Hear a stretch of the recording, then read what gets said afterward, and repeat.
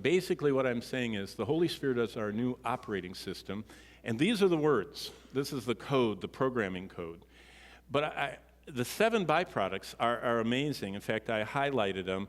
Let's see if the highlight doesn't come out very well, but we've been justified. Remember soteriology? The byproducts of justification are, number 1, peace with God.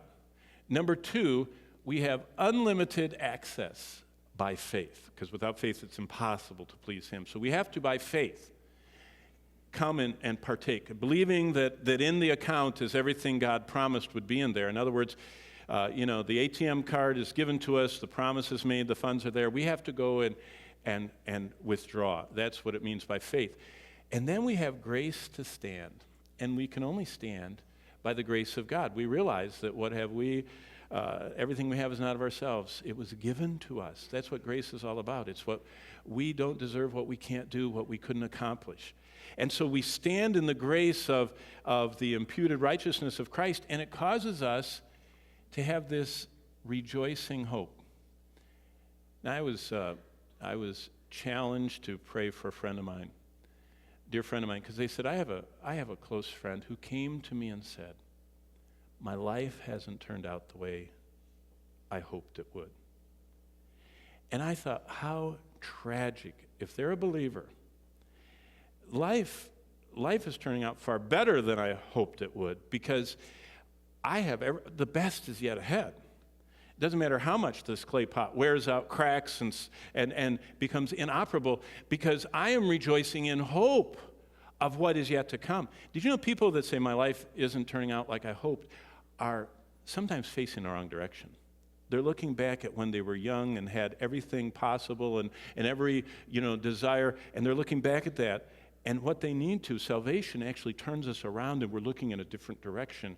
And we are actually saying, it's getting, like it says in Proverbs, that the new day dawns brighter and brighter every day for the righteous, because we're looking toward our heavenly city that has foundations and to the place prepared for us, which is far better than this place that we already know, if you've read Revelation, what's going to happen to it. So we're headed this way. Where does that come from? We rejoice. We're filled with joy because of hope. And where does that come from? It comes from knowing that, and then there's all this stuff, that hope does not disappoint. Why? Because it's connected to loving God, and that is poured out in our hearts, and all of this comes by our operating system, the Holy Spirit. So, peace with God. Do you have any lack of peace in your life? It's not God's problem, it's ours. It's a connection. It's kind of like, Bonnie and I were somewhere on this trip, and she said to me, honey, how come you're getting Wi-Fi and I'm not? And I said, okay, here. I said, go to the little gear thing and hit that. And I said, and go to that page. Do you see your little green on isn't on? Push it. And it went green. She went, okay.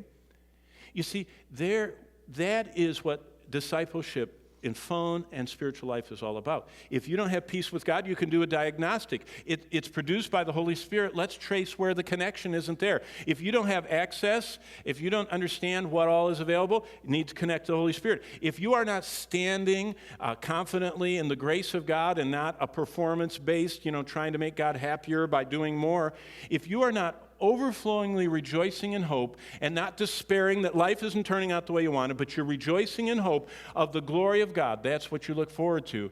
And if you don't know that God's hope in you will never disappoint you, then His love is not being poured out because there's some lack of connection. And see, that's the. And by the way, there's nothing wrong with turning your Wi-Fi and everything else off when you're on an airplane. It's just, they tell you about 10 different things you're supposed to do. And you might forget you turned it off. And it's very much what discipleship is about, that we, some element of what these byproducts are, something in life has caused that to click off. And there's nothing wrong with sitting next to someone and saying, do you want me to show you again how I have peace with God? How I have access? How I know for sure and rejoice knowing that all of the struggles of life are turning out and I'll never be disappointed because I've invested my life with God. See, that's